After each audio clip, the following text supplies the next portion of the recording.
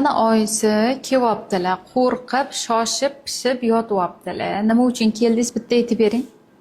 Kechadan beri taksikoz bo'lmayapman. Hech yerda qayd qilmayapman. Shunga yugurib keldim. Taksikoz bo'lmaganlar, qayd qilmaganlar, shunga yugurib kelganlar. Qaranglar, nimaga?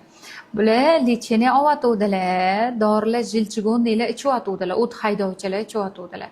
O'shanga taksikozlari to'xtab, umumiy holati yaxshilanganga ayol qo'rqib ketgan. Taksikoz bo'lmadim, bolamni yurak urishi to'xtab qoldimi deb. To'g'ri, taksikoz to'xtaydi, yurak urishi to'xtasa, srazi emas bu holat.